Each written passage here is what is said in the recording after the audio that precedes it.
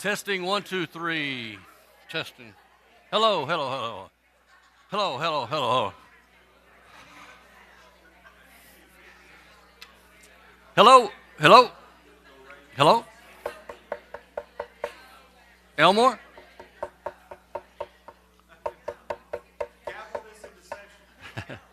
It's good to see you this morning and hear you. That's great. Glad you're here. We are excited to be here. And I'm exhilarated to continue our lesson. We're going to be looking at Genesis 18 and continue what we began last week.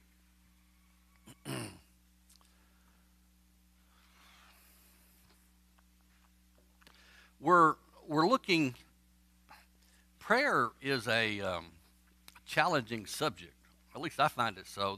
There's a lot in the Bible on prayer, and I think we're very familiar with the model prayer, and we know prayer is essential to our spiritual well-being.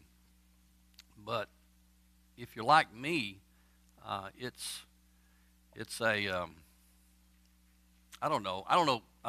When we first started talking about prayer, we talked a little bit about the challenges that we have in doing it, and some don't encounter those challenges. They've have matured and in their relationship with God and all that. But I still find prayer a little challenging, and not only making time to pray, because life, if we're not careful, can get in the way. We are a people, I think, in our country that is in a culture of busyness and doing things. And we're not, I think, as a people, generically speaking, we're not very good resters. If we live back in the first century, or even in some places in the Middle East today, we would probably learn more about taking rest or spending time doing nothing. When I'm doing nothing, I feel like I'm doing something wrong. I feel guilty. I can't take a nap during the day. If I lean back in my recliner, I'm there about maybe a minute, and I have to get up and start doing something. It's just, I don't know why, but I think it's because the culture that we live in, I've been taught and I've been raised in that culture that I find it extremely difficult. So prayer requires a time set apart. Now, it's not that necessarily you have to have a set time all the time. I don't think. When we see examples of this in the Bible, there's all kinds of times of the day. But the Jews had a regularity of 3 times a day. And a part of that regularity was to enforce upon themselves, to remind themselves how important it is. I think, in a sense, we need that kind of personal enforcement. Otherwise, the demands and busyness of life can, eclipse prayer, and before you know it, we haven't prayed in several days. We might have thought about things religiously and stuff like that, but have we really communicated? So, I think this is very important to understand some aspects about prayer as we go along. I am convinced that prayer says something about our relationship with God. That's why it concerns me a lot of times when I'm wanting to grow spiritually and, understand that relationship, then I have to ask my question, why am I not spending more time in prayer? I think those go hand in hand. I don't think it's the amount of time. It's not like, okay, I've given, this amount of time to God. Time is not the issue, it's the relationship. But you got to be on talking terms. And talking terms does not mean that the talk is always a happy talk. It doesn't mean that it's always a contrived, holy talk. There's a place, I think, to understand prayer on a very personal level and not think of it as a formality in the sense that there's always a formality to a regularity in the sense of, these particular things are always repeated, and I have to have it in this, this particular order. I don't believe that's what Jesus is doing in the model prayer. He's given us some guidance. So I find this interesting that when we look at people who pray like Abraham, it's obviously Abraham walked with God. That's one of the things that's stated about him in the book of Genesis. In fact, this phrase, walk with God, is really an outline of the book of Genesis, because you have, you got Abraham walked with God, and you got so-and-so and so-and-so, to illustrate what it is to walk with God. The first one that walked with God, or at least that language is used, is Enoch. He walked with God, he was not, God took him. And then you ask the question, well, what does it mean to have Enoch's faith? Or what is it about Enoch?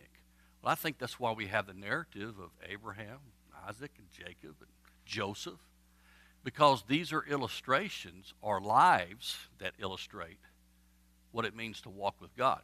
So when I read the narratives in the Old Testament of individuals that are walking with God, the first thing I notice is that they're not perfect.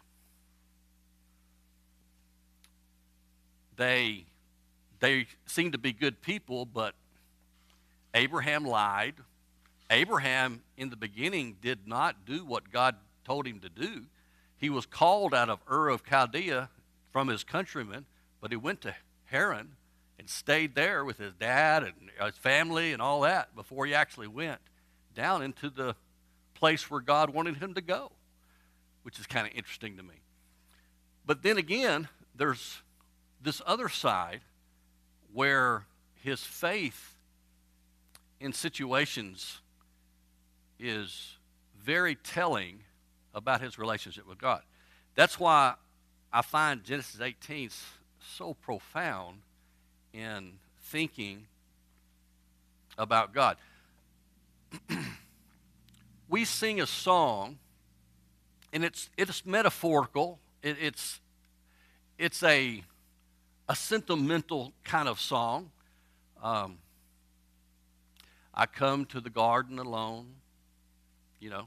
and isn't that the song where he walks with me and talks? Okay, yeah, that's a pretty neat sentiment, isn't it?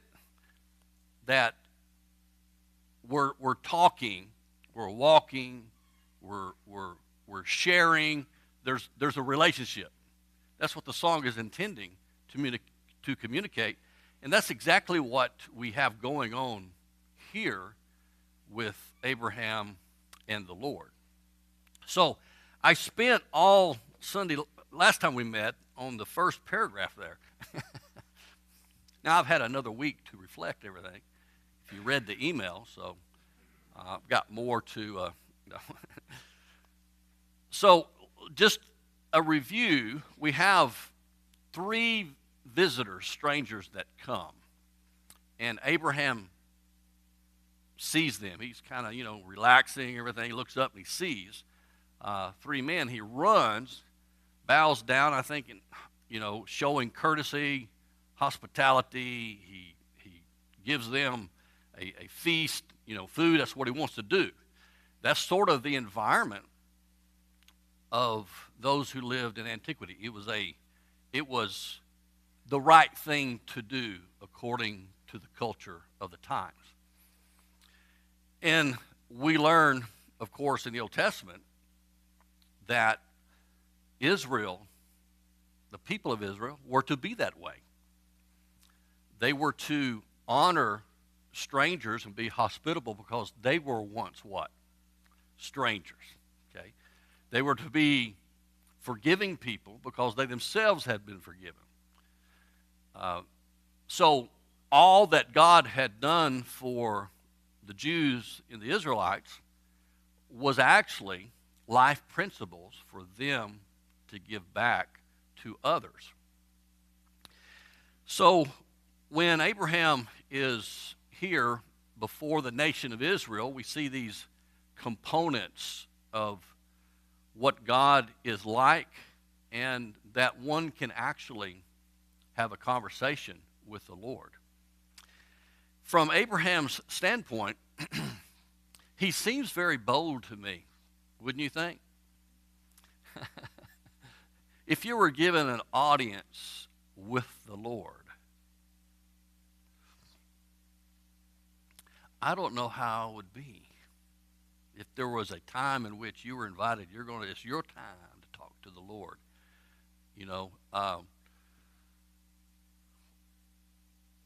It might be a time where we actually clam up, don't know what to say. The experience, the elevation of the individual, all that, particularly if we were invited to come see a king or a queen or something like that. That's natural human thinking, and it's the human thinking that often gets in the way of our spiritual growth. So I wanted to emphasize in Genesis 18 and 16 that Abraham is providing here, and one of the 3 visitors, evidently there's 2 angels in bodily form, and you have the Lord in bodily form.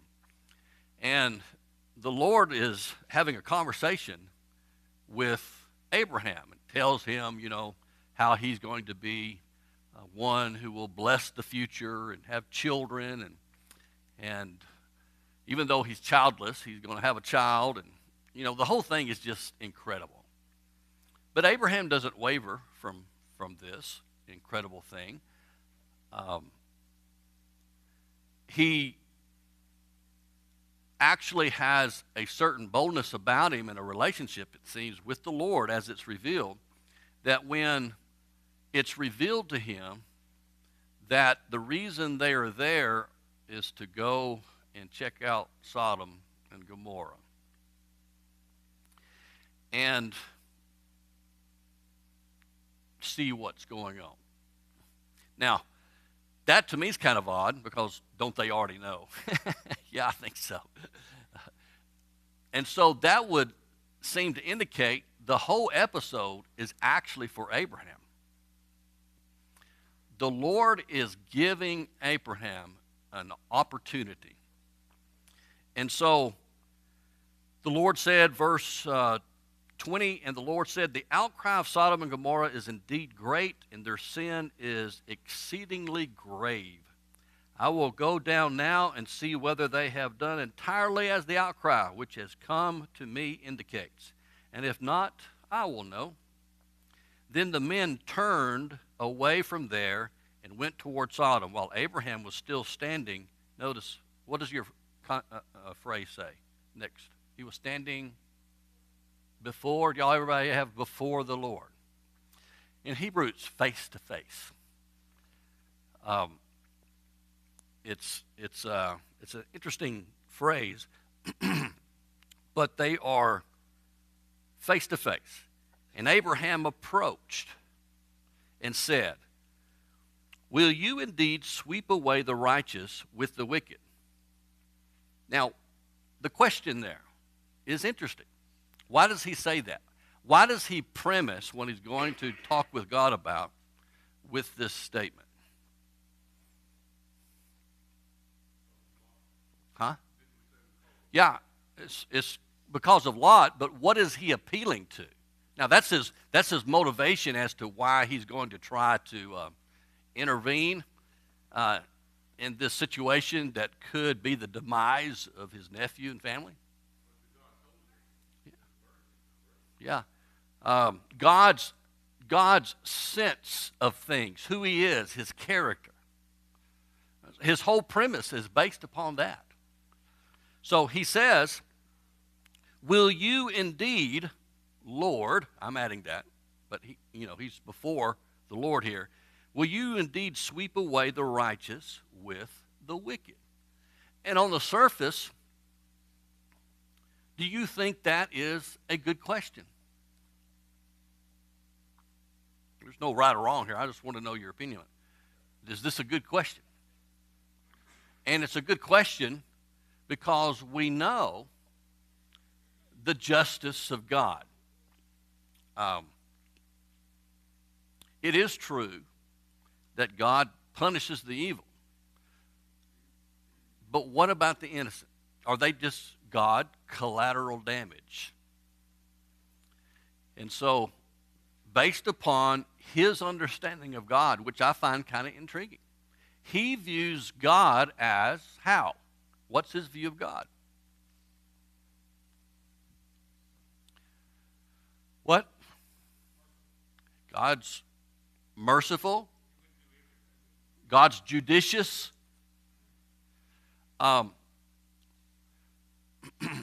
Later, he's going to address the reputation of God.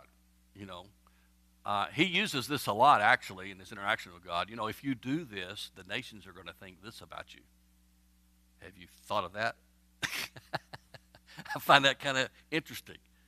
That's pretty bold, isn't it? Okay. Continue. So he says, will you sweep away the righteous with the wicked? Suppose. So he's offering God a hypothetical.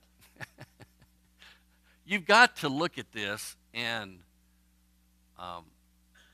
be very impressed with Abraham, knowing who he's talking to. I don't know, if I was around Abraham and talking like this to the Lord, I might want to step back a couple of feet because the Lord's fixed to take a lightning rod and go, rah, No, he's not. That's from Greek mythology. That's from other things, from paganism. God is not a God like that. Suppose there are 50 righteous people within the city. Will you indeed sweep away and not spare the place for the sake of the 50 righteous who are in it? Now, I find it interesting. We know that all have sinned and fall from, the glory of God, right? So in a sense, there's no righteous one, no, not one. That's what the prophets say. None who are righteous, Jew or Gentile. Now, we're not addressing here the sense of perfection, okay?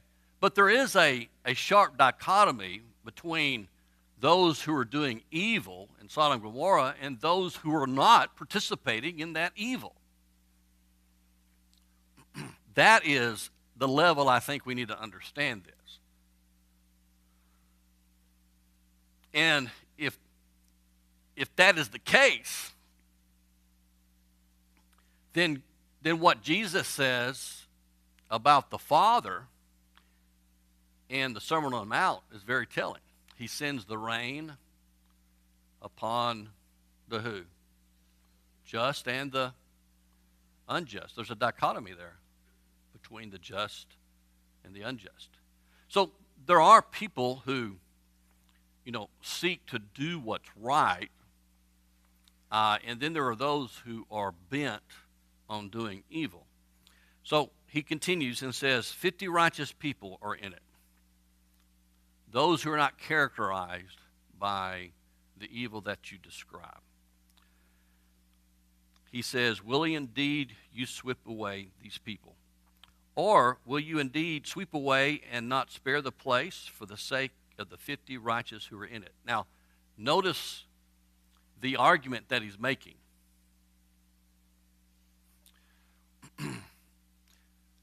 Abraham, as I think Terry indicated or somebody, is appealing to God's mercy. It seems apparent because Abraham has in mind, or he's arguing, if there are 50 righteous there, then will you spare the whole city? See the demand or the ask that he's making. What is it? Who's going to benefit from Abraham's negotiation here? Not only that, but who else? The whole place. You see what I'm saying? Because he asked God, will you sweep away the righteous with the wicked? Suppose there are 50. Will you destroy the city and sweep them away if there are 50 righteous? And what's the response of the Lord? If there's 50 righteous, I won't. Does that imply that he'll leave it? In other words, would Sodom and Gomorrah have experienced God's mercy based upon the prayer that Abraham is asking? The request. It's interesting, isn't it? Huh?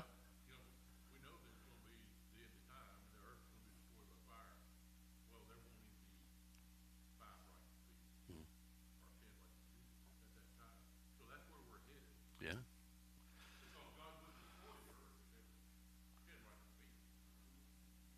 Well, yeah. Mhm.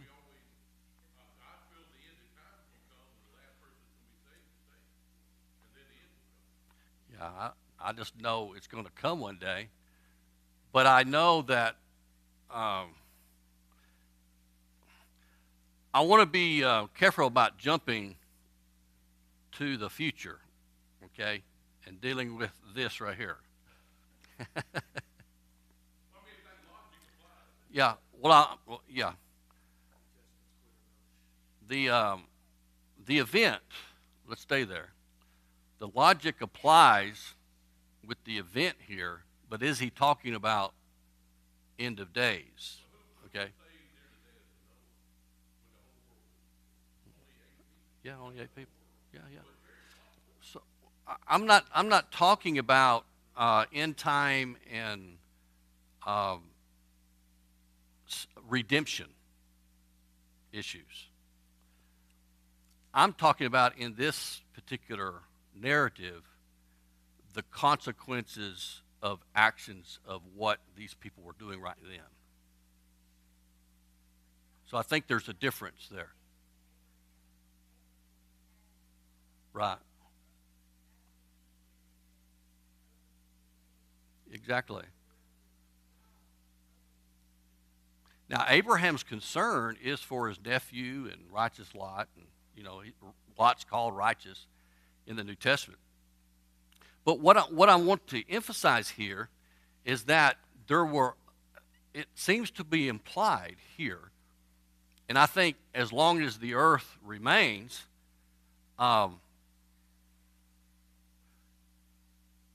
God does extend his kindness and mercy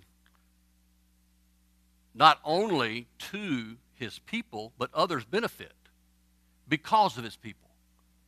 Does that make sense? Go ahead.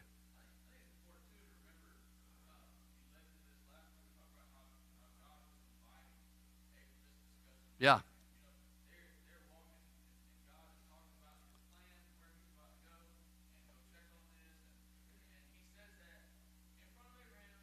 Yeah, for him to hear it.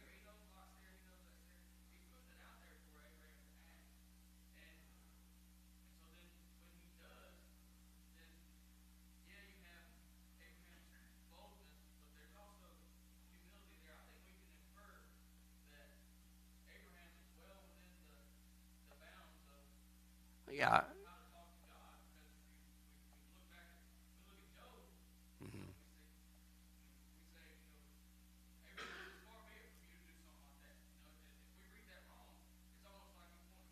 Right. Mhm.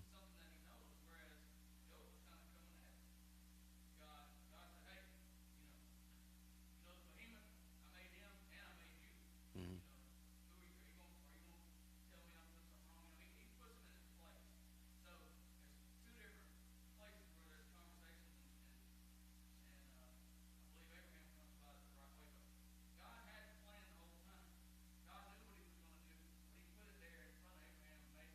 Yeah, yeah. He's given the opportunity for Abraham to engage him, the Lord. Now, let's get back to the text here. He says, so there are 50 righteous people within the city. You will indeed sweep it away and spare the place for the sake of the 50 righteous who are in it. And my point of this is when he says, I will spare, that because of the possibility of Abraham praying, there could be benefit, that is current benefit. Maybe not destroyed now, but maybe later. You see what I'm saying? The people who are there. If God found the 50, would he have destroyed Sodom at that time? No, not at that time, maybe later. That's the difference that I'm talking about. So in my comment that there are people who subsequently can benefit, or they benefit unknowingly.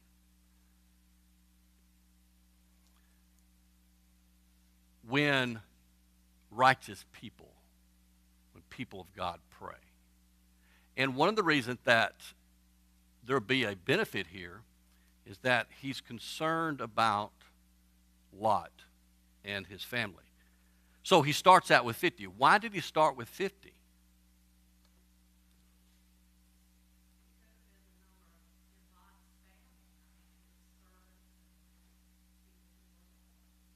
Or at least that number would cover everybody. All right. That would indicate that Abraham has confidence in his nephew that he's been living right before God, even though he's been in a very wicked place. Mm-hmm. Yeah, righteous Lot. Yeah.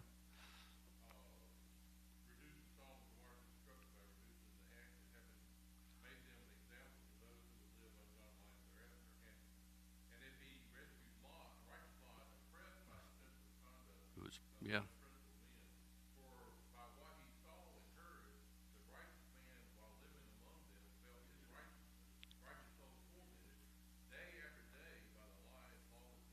Yeah. Yeah. He was living for God in a very corrupt, and that's another topic of conversation. You know, is it possible for us to live right in a difficult or in a difficult time? So 50, I don't know, the Bible doesn't tell us, but it looks like a big enough net to cover the family of Lot, whether it's including other things. Um, we know he has, a couple of daughters and his wife. So, for the sake of 50 people, yes, go ahead.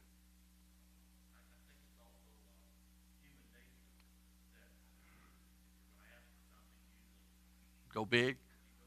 Mhm. Yeah. Well, I still find it interesting that he would do 50. I don't know what the population was, Sodom and Gomorrah together, but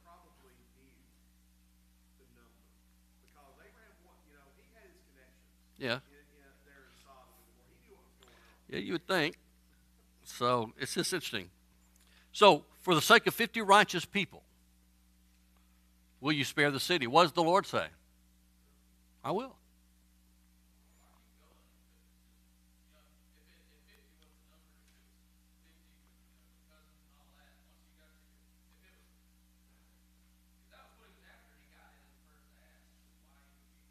Yeah. Yeah, yeah. That's how I've sort of have the impression that he knows where he wants to go. Yeah, yeah. Well, right. So in the next one, this is where I think Ross indicates Abraham's. It's boldness doesn't mean arrogance, not at all. I think sometimes confidence and boldness can be misconstrued as someone that's prideful and arrogant. I don't think that's the case. It's when you see what we're seeing is Abraham's interaction with God Almighty, God of heaven and earth. And so the next thing he says, far be it from you to do such a thing, to kill the righteous with the wicked. Now notice what he's saying here. How do you take that language that he's expressing to the Lord? Does that bother you? Or do you think that he should show a little bit more, how should I say it, respect? Does it seem disrespectful to you, or what? He's showing respect because he's acknowledging, far be it from you. In other words, I understand that you are. Yeah. And that's one of the things that's driving Abraham. He knows his Lord. Now, when I say he knows, I don't mean that he knows everything. But he knows the one that he prays to, and the God of heaven and earth. Okay, he says, far be it from you to kill the righteous with the wicked, so that the righteous and the wicked are treated, what? Alike. There's a lot of things Abraham has an understanding of.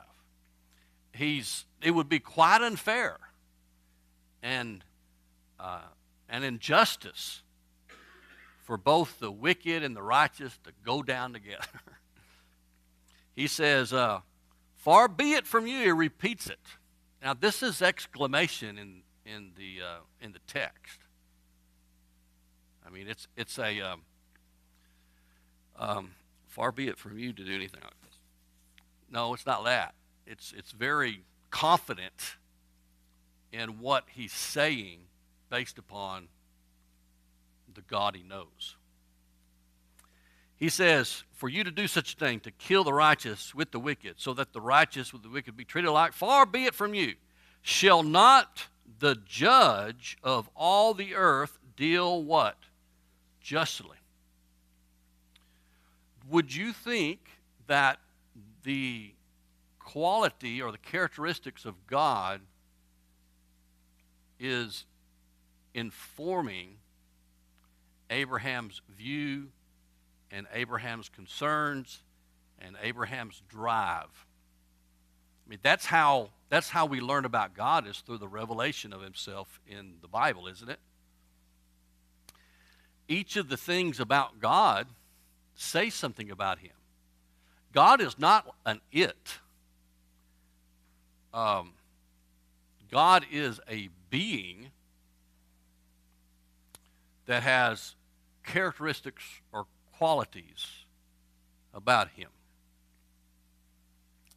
And so we know from the Old Testament, justice and holiness and judiciousness are very important to God, or at least that's how it is understood by Abraham.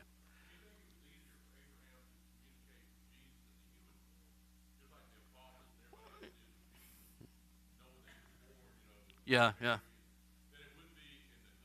In the godly form, yeah. Probably. It might not be so bold, but then again, God is calling us to approach him. Now, this human form, we got to understand, is not Jesus. Yeah. That body was formed. Yeah. We're talking about, it's a good study to look and see if the pre-incarnate Lord is operational in the Old Testament. We're not told that this is Jesus because it couldn't be. Jesus is the incarnation, in the New Testament. But it is a manifestation of God in some form here. What were you going to say, Rick? Did you, Don, were you given a bid? $200? Okay.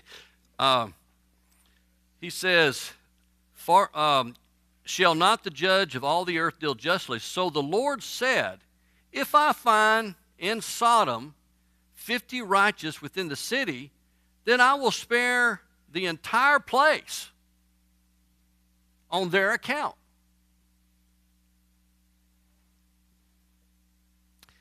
And Abraham replied, now behold, I know we don't use the word behold, but the purpose of behold, it's an interjection of attention that is emphasizing the immediate situation. Okay. He says, now look, I have ventured to speak to the Lord, although I am only dust and ashes. Suppose the 50 righteous are lacking 5. Will you destroy the entire city because of the 5? And he said, I will not destroy it if I find 45 there. And he spake to him yet again and said,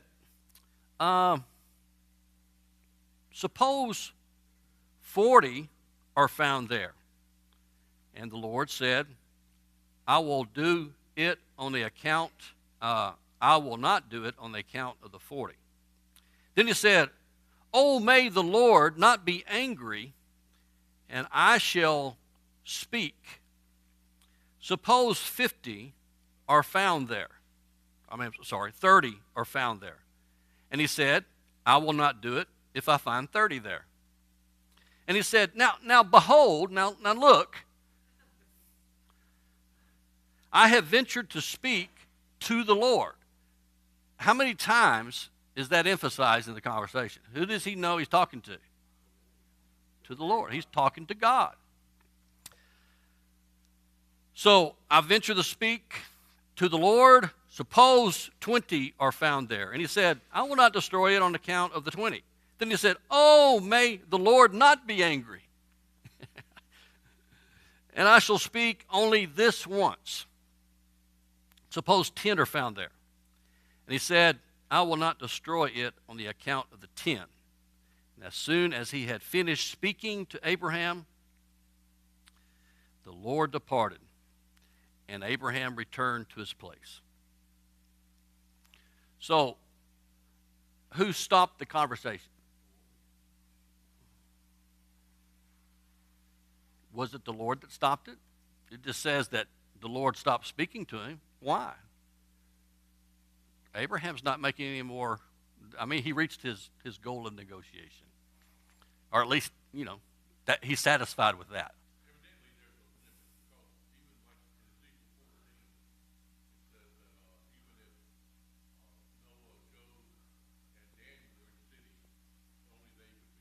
Yeah. Well, I think my understanding and the way I look at it, it's not that God's cutting him off, said, look, 10 as far as I'm going to go. I think he stopped because Abraham hasn't kept on. Suppose he went down to 3 or 1. I think as long as Abraham is talking, the Lord's there. At least that seems to be the implication to me. But Abraham stops at 10. For whatever reason, this satisfies him. Okay? Now, when the Lord goes when the angels go and they visit Lot and everything, how many are actually considered righteous? Yeah, I think the angels tell Lot, his wife, 2 daughters, 4. Yeah. She was told, they were told, don't look back when you see the city. Yeah, yeah. Well, we, yeah. Well, the point is that even if Lot was the only righteous one, there were those who benefited. Okay, so 4 were spared.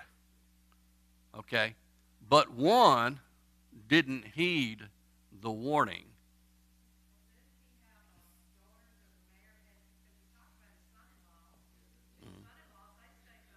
Yeah, they stayed behind. So it was only 4 that I know of that, had the opportunity to escape. The interesting thing is, later on in the passage, Lot, negotiates with the angels and says, it's too far where you're telling me to go. Can I go to this other place? It's just a fascinating story. Tom Holland one time said, when we see that from 2 Peter about righteous law, Yeah. it reflects because of the way Genesis describes him, Uh-huh. both in the city and afterward. He said, in comparison to the men of Sodom, Lot was righteous. Yeah. We might be Yeah. Maybe that should have been.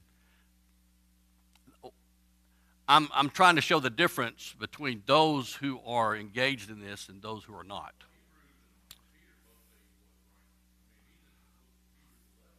Mhm. And one of the reasons is he's obeying the angels when they tell him to get out, and he goes. But the point of this is, was the city spared? No. How many were?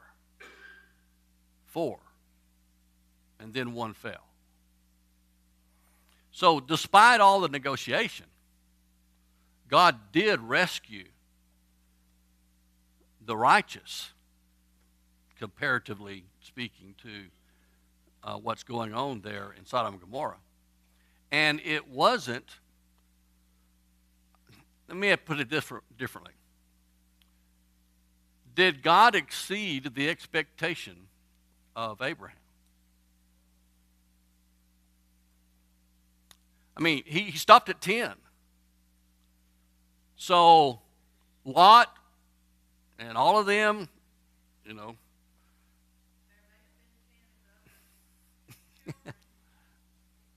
yeah, yeah, yeah, yeah, I know it.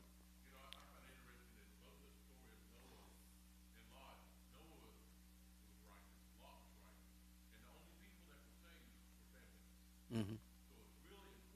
It is, isn't it, for us to take care of our family, pray for our family. So, in the negotiation, what do you find? I can't believe it's already time up. And I've had Hebrews 4:14, 15, and 16 on at every time, and I want to end with that. Okay, I'm finishing this lesson. I want you to read this because it talks about how we ought to come to God with confidence or boldness. You go ahead and let him in. And this is the Hebrew writer, and it's a call in our boldness in prayer that even would exceed what we would perceive as being bold in the Old Testament. Why? Because of what we know about Jesus. That's the point of the book of Hebrews, that we have knowledge that they didn't have.